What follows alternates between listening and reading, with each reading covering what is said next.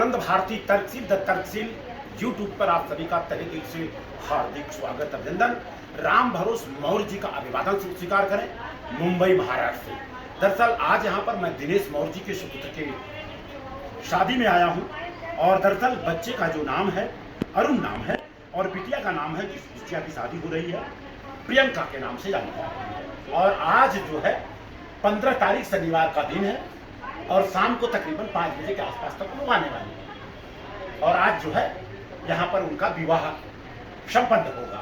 और उसी विवाह में आप प्रियंका जी के दादाजी, इनके प्रियंका जी के पिताजी के सगे चाचा जी, जो कि आप अपने परिवार में सबसे बड़े हैं और आप प्रतापगढ़ से आए हैं। तो बाबूजी प्रतापगढ़ से आप आए हैं और अपनी पोती के शादी में आए हैं और मैं आपसे मिला, आपसे जो मैं बातचीत कर रहा हूँ, पहले तो आप अपना परिचय बता दें नाम के साथ।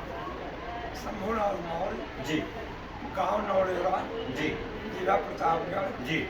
तहसील रानीगंज। रानीगंज और जिला प्रतापगढ़ है। हाँ, जी। तो कब से आए हैं सर आप यहाँ?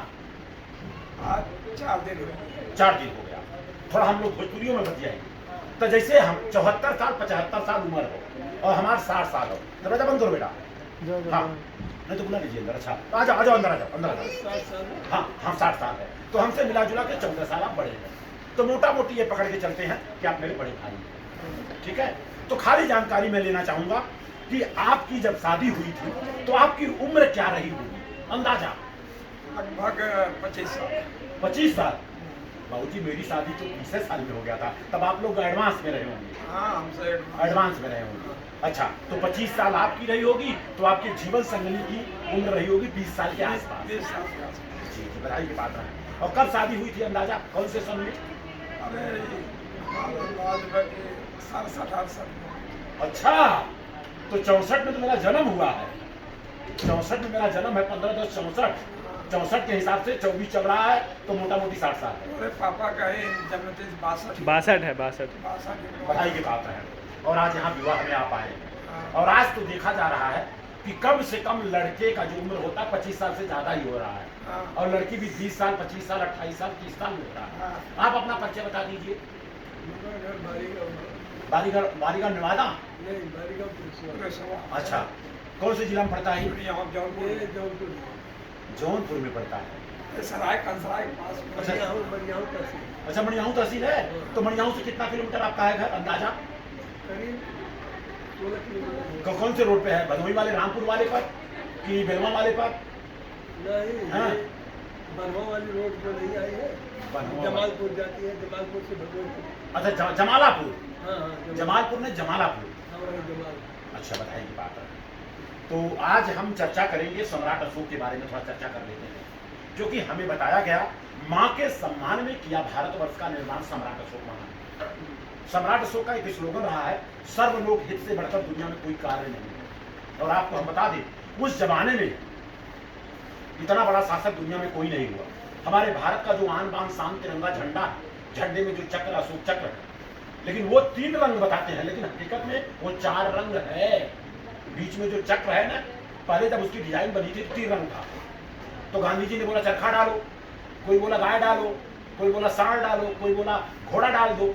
दुनिया के सबसे बड़े विद्वान उस जमाने में, और आज भी किसी के पास उतना एजुकेशन नहीं है और न कल होगा, बाबा साहब डॉक्टर अम्बेडकर खड़ा हुए कहे दुनिया के सबसे बड़े शासक सम्राट अशोक का चक्र रहेगा। और वही जो अशोक चक्र है, अगर मैं बात करूं तो वही धम्म चक्र है।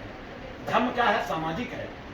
धर्म में करुणा है, धर्म में प्रज्ञा है, धर्म में बंधुता है, धर्म में प्यार है। धर्म में क्या चीज है? मानवता की क्या पहचान और मानव एक समान है। हमें दुख इस बात का है, हमारे गांव का प्रधान संजय गौतम चमार बिरादरी से जनरल सीट सामान्य सीट पर गांव का प्रधान बना बेचारा।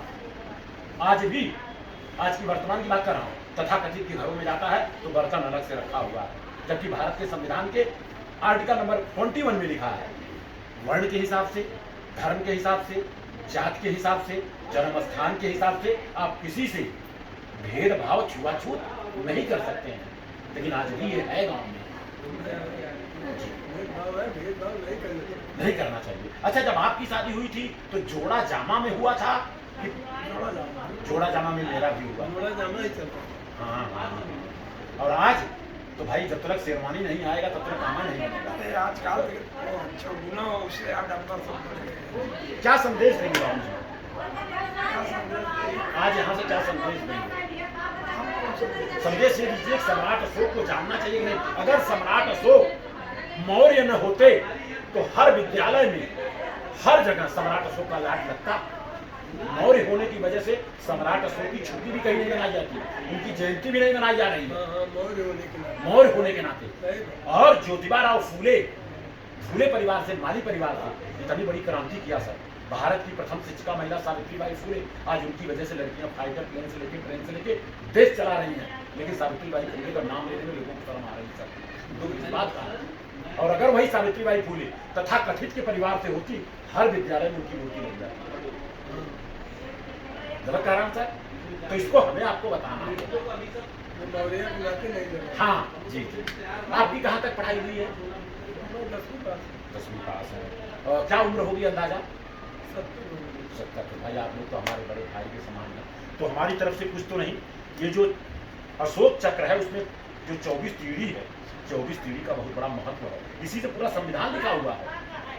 पहला है संयम है, आरोग्य है, शांति है, त्याग है, शील है, सेवा है, क्षमा है, प्रेम है, मैत्री है, बंधुत्व है, संगठन है, कल्याण है, और समृद्धि है, उद्योग है, सुरक्षा है, नियम है, समता है, और अर्थ है, नीति है, न्याय है, सहकार्य है, कर्तव्य है, अधिकार है और बुद्धिमत्ता है।